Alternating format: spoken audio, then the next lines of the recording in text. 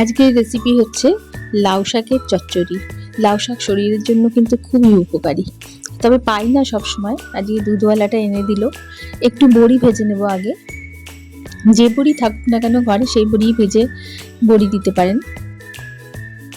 বড়িটা দিলে আলাদাই একটা টেস্ট হয়। সর্ষের তেলে অবশ্যই রান্না করব। এবার একটুখানি শুকনো লঙ্কা আর 5 ফোড়ন ফোড়নে দিলাম। এবার লাউ শাক, আলু, বেগুন, কুমড়ো, শিম এইসব একসাথে কেটে রেখেছিলাম। ভালো করে পরিষ্কার করে নিতে হবে কিন্তু অবশ্যই, নইলে বালি বালি লাগতে পারে। এবার দিলাম নুন, হলুদ, নুনটাও দিলাম, হলুদ দিয়েছি। চিনিটা দিতে হবে, 2 টিস্পুন চিনি দিলাম আমি, কারণ শাক একটু ঝাল, মিষ্টি, নুন সবই ভালো লাগে একসাথে। ভালো করে নাড়িয়ে চাড়িয়ে এটা মিশিয়ে দিলাম, দিয়ে কম আঁচে খানিকক্ষণ ঢেকে আমি এটাকে রান্না করব আগে।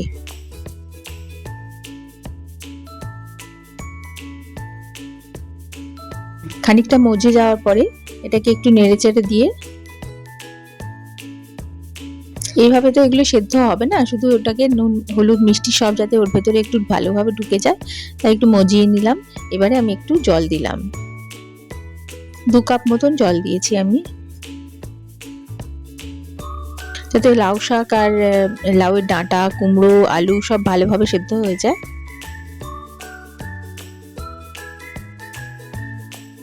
সব সেদ্ধ হয়ে গেছে মোটামুটি। এবার ওর জলটাও শুকোতে হবে। এর মধ্যে বড়িটা দিয়ে দিলাম, ভাজা বড়িটা দিয়ে দিয়েছি।